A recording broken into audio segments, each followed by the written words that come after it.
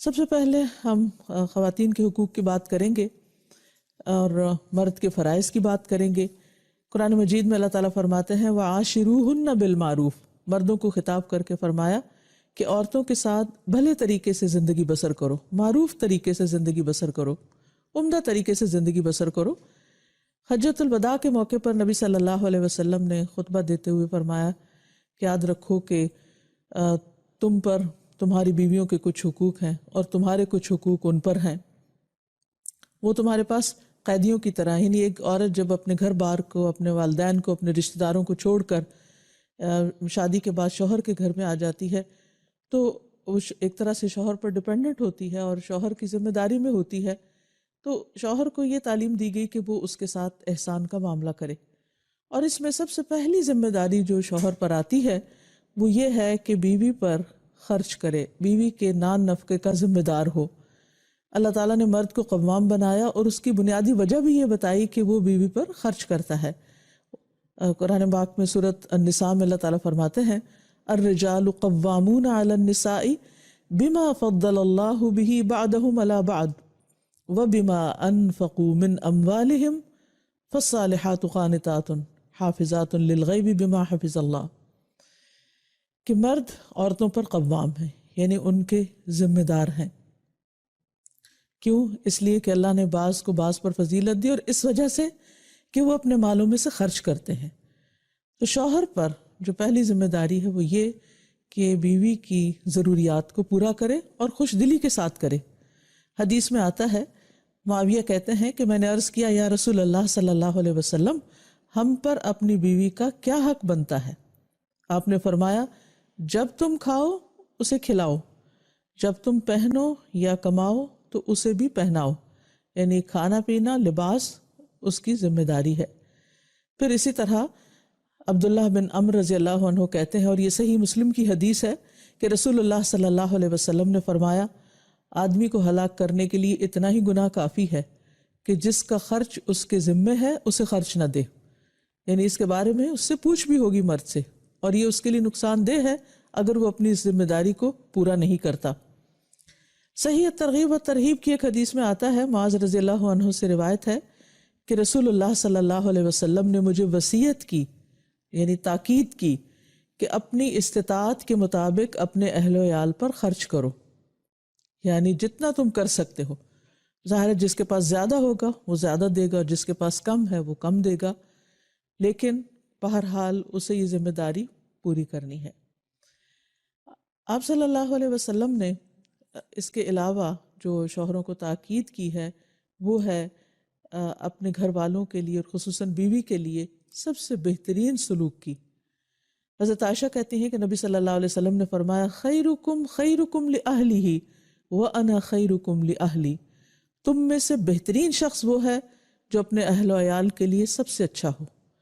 اور میں تم میں سب سے زیادہ اپنے اہل و عیال کے لیے اچھا ہوں۔ یعنی ایک انسان کے اخلاق کا معیار یہ نہیں کہ وہ باہر اپنے دوستوں کے ساتھ کیسا ہے یا سوسائٹی میں وہ کیسے موو کرتا ہے اور لوگ اس کے بارے میں کیا کہتے ہیں، بلکہ اس کے بہترین ہونے کا اندازہ اس بات سے لگایا جائے گا کہ وہ اپنے گھر میں کیا کرتا ہے، اپنی بیوی کے ساتھ کیسا سلوک کرتا ہے، کیا بیوی اس کے اچھے اخلاق یا با اخلاق انسان ہونے کی گواہی دیتی ہے؟ یعنی سب سے بڑی گواہی اس کے گھر سے ہوگی اس کے اخلاق کی۔ تو اس لیے انسان کو کوشش کرتے ہوئے اور پوری توجہ کے ساتھ اس معاملے کو لینا ہوگا، اور اس کے لیے ظاہر ہے کہ اچھے اخلاق کا مظاہرہ کرنے کے لیے صبر و تحمل بھی چاہیے، اور اپنے بعض جذبات کی قربانی بھی چاہیے، اور اپنی ذمہ داریاں ادا کرتے ہوئے جیسے شوہر کے اوپر بیوی کی تعلیم و تربیت اور اس کے دین کی ذمہ داری بھی ہے، تو بہت سی کوتاہیاں بھی دوسری طرف سے سامنے آ سکتی ہیں، لیکن ان تمام معاملات کو حسن سلوک کے ساتھ انجام دینے کی تعلیم دی گئی ہے۔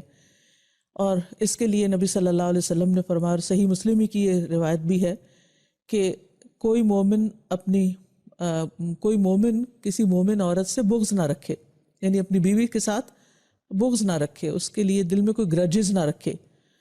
اگر عورت کی ایک عادت اس کو ناپسند ہوگی تو کوئی دوسری عادت پسندیدہ بھی ہوگی، یعنی اس کے صرف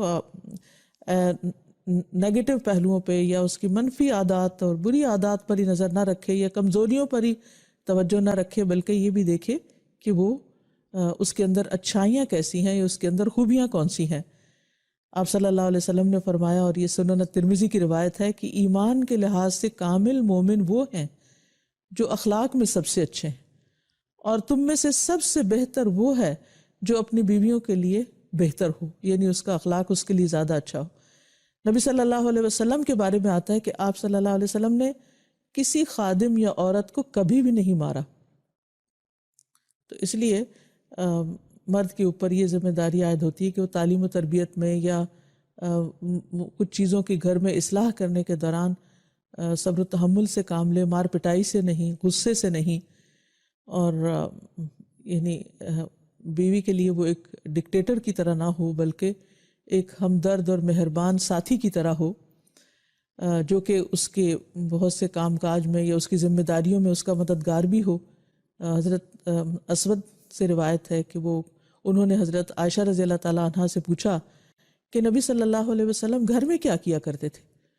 تو انہوں نے بتایا کہ وہ گھر کے کام کاج میں مدد کیا کرتے تھے، اپنا کپڑا خود سی لیتے تھے، اپنے ڈول کو سی لیتے تھے، کبھی جھاڑو بھی لگا دیتے تھے، یعنی کہ گھر کے کام میں بھی بیوی کی مدد کر دیا کرتے تھے۔ اس کا یہ مطلب نہیں کہ ازواج مطہرات کچھ کیا نہیں کرتی تھی، بلکہ آپس میں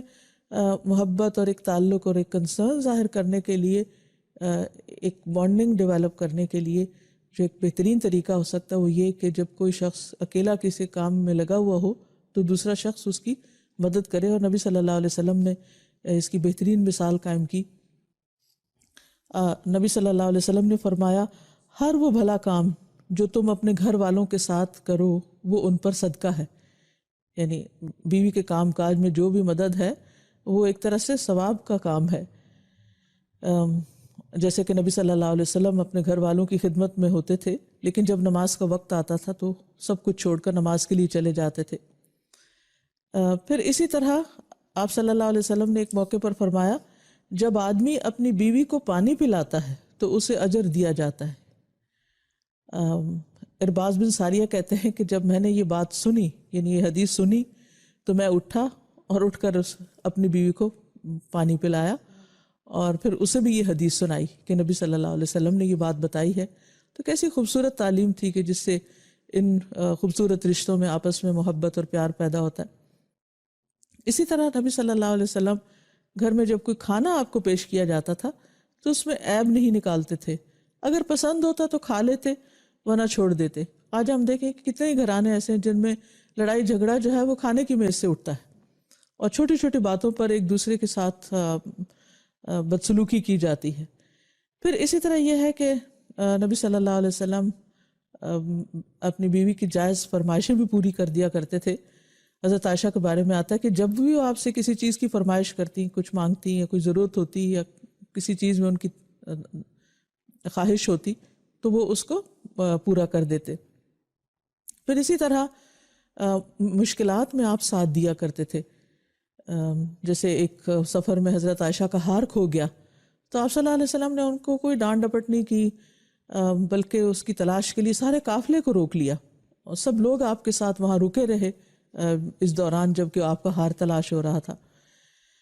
پھر اسی طرح یہ ہے کہ بعض اوقات ہسبینڈ وائف کے درمیان کوئی ناراضگی بھی ہو جاتی ہے، کوئی مس انڈرسٹینڈنگ بھی ہو جاتی ہے، تو حضرت عائشہ کہتی ہیں کہ رسول اللہ صلی اللہ علیہ وسلم نے مجھ سے فرمایا کہ جب تم مجھ سے راضی ہوتی ہو تب بھی مجھے پتہ چل جاتا ہے، اور جب تم ناراض ہوتی ہے تب بھی مجھے پتہ چل جاتا ہے۔ تو وہ کہتی ہیں کہ آپ کو کیسے پتہ چلتا ہے؟ تو آپ نے فرمایا کہ جب تم مجھ سے راضی ہوتی ہو تو مجھ سے یوں بات کرتی ہو کہ محمد کے رب کی قسم، اور جب ناراض ہوتی ہو تو یوں کہتی ہو کہ ابراہیم کے رب کی قسم۔ تو کہتی ہیں کہ اللہ کے رسول، میں صرف آپ کا نام لینا چھوڑتی ہوں، یعنی میرے دل سے آپ کی محبت نہیں جاتی۔ تو اس سے اندازہ آپ کر سکتے ہیں کہ نبی صلی اللہ علیہ وسلم کا اپنے ازواج کے ساتھ کیسا تعلق تھا اور ان کی آپ کے ساتھ کیسی محبت تھی۔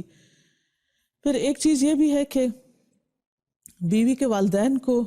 شکایات نہیں لگانی چاہیے، اور اگر بیوی کے سے کوئی ناچاکی ہے یا کوئی ناراضگی ہے یا کسی چیز میں کوئی کمی محسوس ہوتی ہے، تو حضرت عمر کہتے ہیں کہ ایک دن میں کچھ سوچ رہا تھا کہ میری بیوی نے مجھ سے کہا، بہتر ہے اگر تم اس معاملے کو فلاں فلاں کی طرح کرو۔ میں نے کہا تمہارا اس میں کیا کام، معاملہ مجھ سے متعلق ہے، تم کیوں اس میں دخل دے رہی ہو؟ تو اس نے کہا خطاب کے بیٹے تمہارے اس طرز عمل پر مجھے حیرت ہے، تم اپنی باتوں کا جواب بھی برداشت نہیں کر سکتے،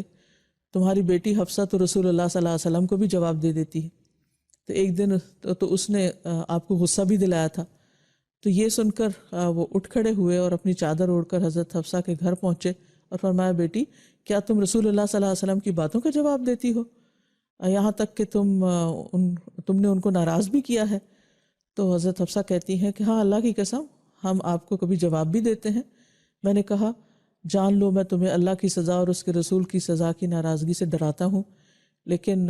یہ ہے کہ کبھی بھی نبی صلی اللہ علیہ وسلم نے حضرت عمر کو بلا کر یہ کمپلینٹ نہیں کی کہ دیکھو تمہاری بیٹی کیا کر رہی ہے اور تم اس کو سمجھاؤ یا میں اسے واپس بھیج رہا ہوں۔